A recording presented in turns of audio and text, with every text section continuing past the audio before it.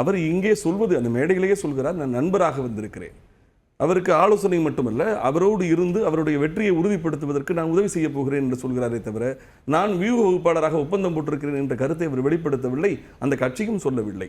நான் என்ன கேட்கிறேன் என்று சொன்னால், பல வெற்றிகளுக்கு பின்னணியாக இருந்தவர் ஒரு வெற்றி கழகத்திற்கும் பின்னணியாக இருக்கட்டும் என்பதிலே ஒரு தலைவரை விரும்புவதிலே தவறு கிடையாது. என்னை பொறுத்தவரை திரு விஜய் அவர்களுக்கு வியூகம் வகுத்துத்தான் வெற்றி பெற வைக்க முடியும் என்ற நிலையை கடந்து அவருக்கு வாய்ப்பும் களமும் சாதகமாக இருக்கிற நிலையில் அந்த வெற்றியை உறுதிப்படுத்துவதற்கு உத்வேகம் கொடுப்பதற்கு ஒரு ஊக்க மருந்தாக திரு பிரசாந்த் கிஷோருடைய வருகையும் அவரது ஆதரவும் இருக்கப் போகிறது என்று நான் நம்புகிறேன். ஒன்றை மட்டும் நான் சொல்ல விரும்புகிறேன், திராவிட முன்னேற்ற கழகம் ஆட்சியில் இருந்து மக்களின் அதிருப்தியை கொஞ்சம் கொஞ்சமாக அதீதமாக உள்வாங்கி கொண்டிருக்கிறது. இரண்டாவது நிலையிலிருந்து போரிட வேண்டிய அதிமுக பிளவு நிலைக்கு தள்ளப்பட்டு இருதுருவ அரசியல் என்பது இரண்டாவது துருவம் பிளந்து பிளந்து துருப்பிடித்த நிலைக்கு வந்து விட்டது. ஆக களமே இயற்கையாகவே திரு விஜய் அவர்களுக்கு சாதகமாக இருக்கிறது.